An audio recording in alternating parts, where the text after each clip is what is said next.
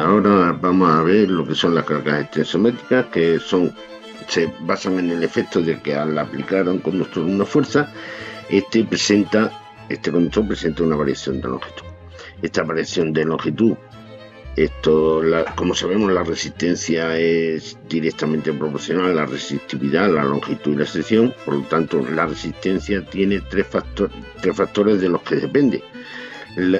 Y si varía la longitud del conductor, varía, por lo tanto, la resistencia puede variar según estos tres factores, según la resistividad, según la longitud y la sección. Si yo hago la derivada, subo lo que sería en el denominador la resistencia, la subo al otro miembro y lo multiplico, pues después lo que hago es sustituir el valor de la resistencia por su valor y tengo esa fórmula final, en esta forma final en la que veo directamente la variación de la resistencia de cada uno de ellos como depende. Bien, la longitud, al aplicarle un esfuerzo, varía la longitud, pero siempre dentro de un límite elástico, según la ley de Hooke, ¿no? Y sabemos que ese límite está en la ley de Hooke y que el límite vemos que según el esfuerzo mecánico aplicado al conductor se deforma esto directamente. La deformación es directamente proporcional a la deformación unitaria hasta que llega al límite, ¿no? Bueno, pues lo que vemos en realidad es eso, ¿no? Que el esfuerzo mecánico aplicado es directamente proporcional al módulo de elasticidad del material y multiplicado por la variación de longitud. Bien, cuando un hilo se estira en dirección axial, el área de ese hilo disminuye. Por lo tanto, y esa disminución es proporcional. Y la proporcionalidad esta se hizo con respecto a la razón de Poisson. La razón de Poisson es la variación del diámetro del conductor dividido por la variación de longitud. Bueno, pues si yo sé que la sección es pi de cuadrado partido por 4, hago la derivada y me queda que la variación de la sección es 2 veces la variación del diámetro. Bien, pues si ya sé la variación del diámetro, lo sustituyo en lo que sería la razón de Poisson y me queda que la variación de la sección es directamente proporcional a la razón de Poisson y a la longitud y a la variación de la longitud. La variación que experimenta un material de su resistividad es directamente proporcional o es el resultado de un esfuerzo mecánico aplicado a ese material. Y se conoce la variación de esa resistividad, se conoce como efecto piezo-resistivo. Por lo que la resistividad es directamente proporcional, la variación de resistividad es directamente proporcional al volumen del material. Y es lo que se conoce como constante de Birman. Si el volumen del material de un cilindro lo puedo calcular según la fórmula, la variación del volumen me viene dada como la variación de la longitud más 2 veces la variación del diámetro.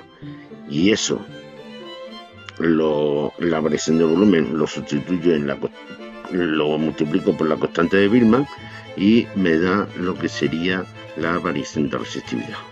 Bueno, pues con de la ecuación anteriormente que hemos visto de la resistencia, pues sustituimos tanto el coeficiente de Poisson como el coeficiente de Birman, lo sustituimos, lo que hemos calculado, y me queda que la variación de la resistencia es igual a una pequeña por tanto, la pequeña variación de resistencia del hilo deformado se puede expresar por la variación de la resistencia inicial más la pequeña variación de resistencia que tenía.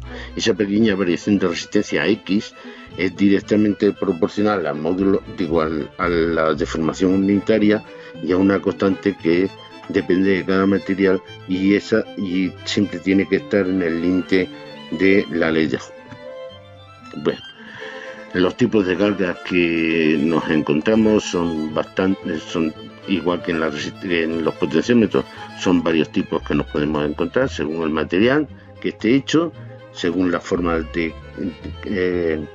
se hagan también y según la geometría de ellas. Vamos a ver cada uno de estas. La galga se hace sobre un material flexible, en una capa muy delgada, y ahí se coloca un hilo muy finito en forma de serpentín con mucha longitud, no muchísima, con mucha longitud, y al principio y al final del hilo sería donde se hacen la soldadura y donde se conectaría la galga. También puede ser de película metálica, en la que la parte de arriba y la parte de abajo de la galga tiene zonas más anchas para que las tensiones transversales no influyan mucho y solamente influya la tensión longitudinal, que es donde me interesa a mí, donde interesa medir la fuerza. Y luego están las de semiconductor. La carga de semiconductor, pues normalmente un semiconductor tipo P o tipo N, en el que se constituye y da una carga de mayor resistencia, de alta resistencia y de mayor, y luego pues también la carga tiene una fatiga de vida más larga, o sea, se puede doblar bastante la fatiga que va a tener a lo largo de la vida más larga, y también tiene menor histéresis. Las medidas son mejores, ¿no? Podemos ver también la geometría que tienen para medir longitudinalmente la fuerza, o en los dos sentidos, longitudinalmente o transversalmente, con roseta de 2 elementos, se le ponen de 2 elementos, o de 3 elementos según se quiera medir la fuerza, y también las hay tangenciales. Bueno, pues lo que sí vemos es que la colocación de la galga debe ser una operación muy buena, porque tendremos que, donde vamos a medir la fuerza, pues tendremos que ver exactamente qué es lo que queremos medir y cómo lo queremos medir, y además dibujar en el material dónde va a ir perfectamente la galga para hacer hacer la colocación, el pegamento. Bueno, pues tengo que ver si la fuerza que voy a medir es longitudinalmente o en los dos sentidos, y lo que hago es limpiar completamente la superficie. Lo que se hace normalmente es limpiar completamente la superficie, y esto con un celo, con tesafilm, bueno, se le da pegamento a la superficie. Una vez limpia se le da pegamento, y con un tesafilm voy y pego la galga. Una vez que está pegada la galga con el pegamento especial, pues se le da, a base de una silicona, un material pasivo, desde luego, por encima para proteger la galga. Bueno, pues estos de las galgas tienen varias ventajas: pequeño tamaño, pueden alimentarse. Como son resistencia, es un hilo conductor, tanto se mide sirve para corriente continua que para corriente alterna. Son de la frecuencia, si es corriente alterna, la respuesta a la frecuencia es buena. Pueden utilizar en medidas estáticas y dinámicas, no mucho, porque si son de hilo conductor tienen una fatiga muy grande, y luego compensan la temperatura, no son influidas por los campos magnéticos, evidentemente, aunque tienen inconvenientes. No que los grandes inconvenientes que puede tener, y es que al ser muy pequeñito y el hilo es muy finito, la señal de salida es muy débil, y debo de tener circuitos especiales como el puente de Wheaton y demás para medir esa resistencia.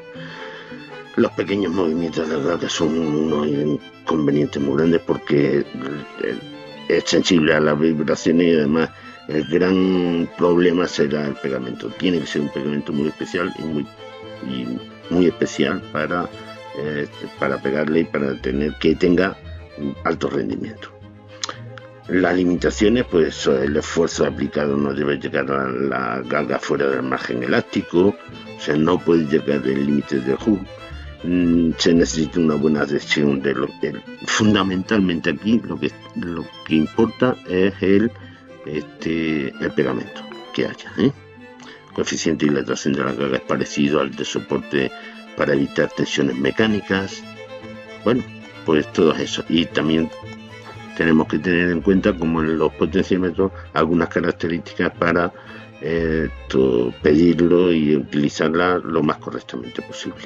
Las dimensiones, el peso, la tensión a la que puede medir, los coeficientes de temperatura, las pruebas de fatiga y demás son lo que